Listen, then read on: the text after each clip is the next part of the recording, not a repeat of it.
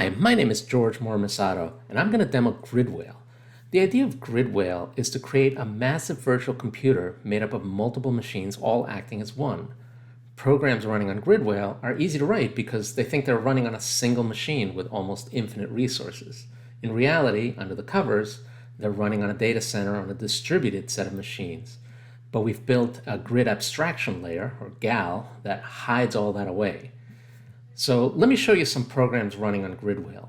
This is not the final product, of course, but it does have the core concepts and architectures, just enough to prove out the concept.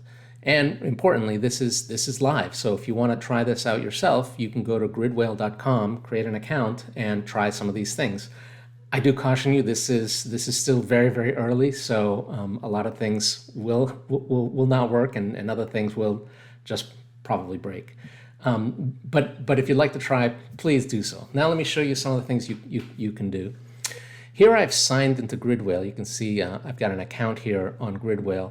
Every user will have an account, and under that account they can create any number of programs. If I go to my home directory, here I see a list of all the programs I've created. Again, this is kind of just placeholder UI, but it gives you an idea of what's going on. Let's do the simplest little program. One of these programs is obviously just Hello World. That's the simplest possible program in GridWhale. There's a language here that we use to write GridWhale programs. It's a very, very simple, more or less procedural, a little bit of object-oriented language based on Python, but with unique features that are special for GridWhale. I'm going to run this. And as you might expect, you can see right here, it just returns Hello World. Now, obviously, this is a trivial program, but what's going on under the covers, I think, is very interesting. This program is running on some data center fabric, on some service, and when it's executing, all the inputs and outputs get remoted directly to your browser, so that it feels as if you're just running the program directly. From the program's perspective, it thinks that it's just running on a single machine. From the user's perspective, you just think you're running the program on your local machine. So it's all the infrastructure to make that seamless and to make that work is kind of the magic of GridWhale and the grid abstraction layer. Let's show you why that's kind of an interesting concept and an interesting way of doing things. I'm going to show you a chat program. So this is a multi-user chat program, and I'm going to just kind of walk through a little bit to just show you how easy it is to create these kinds of programs on something like GridWhale. Now, if you were to try to create a chat program on a PC, obviously it'd be very difficult. You'd have to write all this network code. You'd have to do all this transmissions and coordinate between different machines. It'd be very, very hard. If you want to write it in kind of a modern web app way, again, it's not that easy. You'd kind of separate between front end and back end. You'd have to create this back end that's distributed over a large set of machines. You'd have some caching system to make sure that you can scale up to some number of users, et cetera, et cetera, et cetera, et cetera. It's not that simple. In GridWhale, though, because from the program's perspective, it's taking advantage of this grid abstraction layer, it's actually pretty easy. So here's how we do it. First of all, this relies on an abstraction called a data set. Right here, we're kind of creating a new data set of type data queue. And basically what this is a shared memory structure. Now, from the program's perspective, this is just a piece of shared memory that they can access and that other programs from other users can also access simultaneously. The GridWhale abstraction layer handles all the coordination, handles all the processing. In reality, of course, this could be on a totally different machine. The program could run on one machine, but be accessing the data set on a totally different machine. But that is all those details are worked out by GridWhale. This program doesn't have to worry about it. All we have to do is basically say, okay, just give me get that little chat log data queue. And the only other thing I do here is I register for an on change. So I say when this data log changes, I want to get called at this function. And what am I going to do? I'm just going to print out whatever it is that just changed. Super simple. And then the main loop, again, very, very trivial. I ask for input. I say type some stuff. As long as they haven't done quit, all I do is I push that, whatever they type, into the chat log, prepend the username. That's really, not a big deal. All right, so let's try this out. I'm just going to run it. And here I am. It's just asking for input. So the program is running on the GridWhale service, and when it sees a line called input, it basically just waits there for the client to type something. I can type in hello there. And when it goes all the way down to the service pushes it up into the data set, into that shared data structure, and then broadcast it out. We get the change, and it all kind of just I can just type whatever I want, even if I don't spell it correctly. Now let's show this off. We're going to do this on a different user. I've got a totally different browser here and a totally different user, and I'm just going to copy this URL here, because GridWhale programs, basically you can just go to different URLs. And here I am, I'm in the exact same chat session, but of course I'm signed in as a different user. And so, I can type, and then, over here I can type back. And then we can see, that all the text is working. So obviously this would work. I happen to be doing this on the same machine, but the service is on a totally different machine. If I were running this from Japan, we'd just all be able to rendezvous.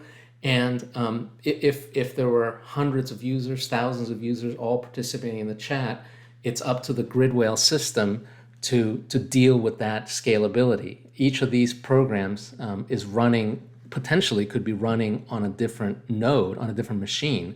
So this chat program here could be running on a different machine from this one, and they'd all be coordinating and communicating together with this with the shared memory structure, and scaling that out and making sure that works correctly. That's all the responsibility of the GridWhale abstraction layer. So the program itself doesn't have to worry anything about that. That's why this program can be so simple. All right, well, let me show you some other stuff. Another good demo is, let's just show something with a little bit more complicated user interface. Here's a simple database system, which again uses some of the same principles. Here I've defined a schema for like a table record, right? So I've got a bunch of fields, I'm going to track asteroids, let's say. I've got name, mass, radius, distance, et cetera, et cetera. It's just kind of standard stuff. And what I'm going to do here is, again, I'm going to do an open of a data set, and this is of type table instead of a queue. This is again a piece of shared memory, a shared structure. With various options, I could make this be a persistent piece of shared data, so it could get stored on some back-end table store, so that it can persist and have all sorts of redundancies. But for now, I'm just going to do it all in memory. I tell it the schema, and this is one of the advantages of GridWhale. The whole system is integrated, so the various pieces, the front end, the back end, the programming system, the business logic, all share these same programming concepts, and that makes it, again, very, very easy to program. So I basically tell this data structure, here's the schema that I want.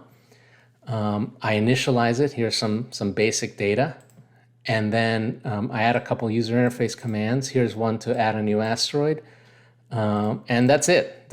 I basically just say, okay, just run it. So let's run it. And here's my table. There's a set of standard controls, of built-in controls that programs can use within GridWhale. Table controls, button controls, text controls, that kind of stuff. And we just can create any number of interesting controls. And that handles the abstraction between the user interface and the program. So this way, again, the program can kind of deal with these abstract user interface concepts, and the client side, the browser, can figure out how to display it, figure out how to get events. All this is handled for you. So here I have a table. I can add some more asteroids. And notice, I just want to show you one thing. Notice, let me go backwards for a little bit. Once I define the schema, there's a single line over here where I basically say, bring up a dialog box with that schema and then get the results. And that's all I have to do in the program to generate that entire dialog box. So now from here, basically, this entire dialog box was generated by the underlying system. Again, the program doesn't have to worry about it. So this is, my new asteroid, some mass, some radius, whatever. And when I hit OK, it just gets entered. And same as with the chat program, I'm going to just demo. This is, of course, I'm just going to go in here.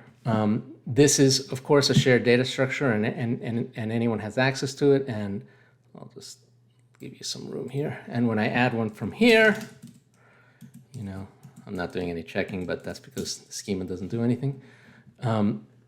That you can see that it just automatically got added. So again, very trivially, I was able to create a program that lets you just store data in a table and share it, and the GridWhale system is in charge of scaling that out to however many users want to use it. So the final thing I want to show is a way now. I'm going to show you a Mandelbrot demo.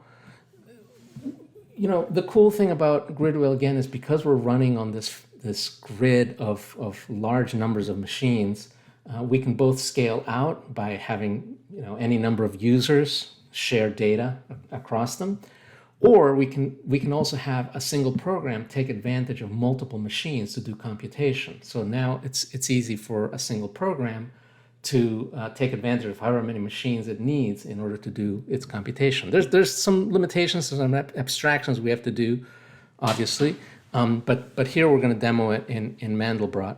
The idea in here is pretty simple. We're just going to generate a Mandelbrot set, and this function here has been parallelized under the covers to kind of work on as many cores as necessary.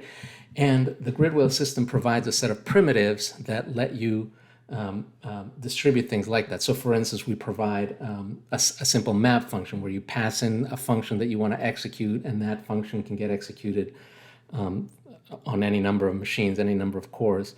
And all you have to do in order to parallelize that is basically just specify kind of in this options system, options parameter, the number of cores that you want to, maximum number of cores that you want to devote to this particular job, to this particular task.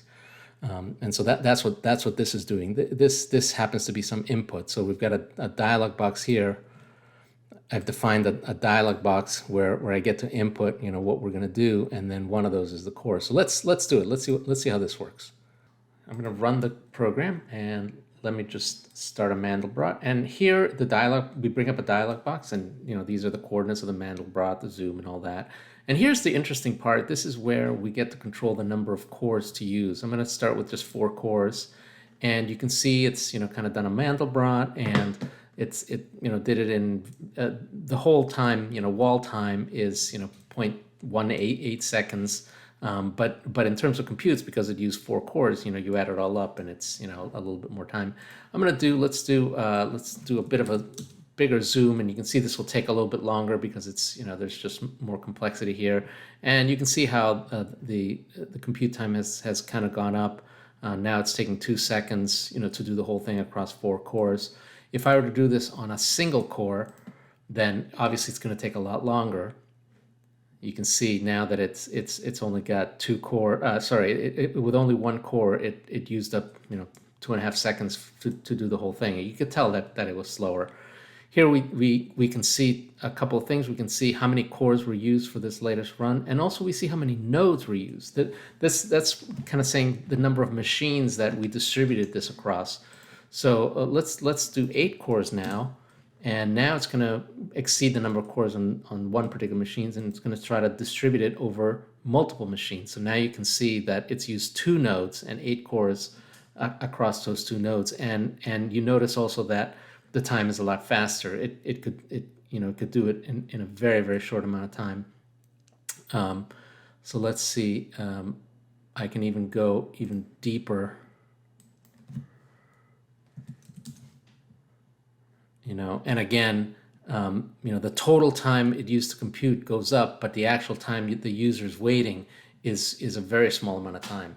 So this is the kind of stuff that you can do with GridWhale. Again, from the program's perspective, you don't have to do anything special. All you have to do is just specify how many cores you want to use, and the underlying system figures out how to distribute that to however many machines it needs. You can specify 100 cores, 1,000 cores, whatever. It's just whatever you're willing to use, and GridWhale provides primitives for your programs to get distributed across that without you having to worry about it.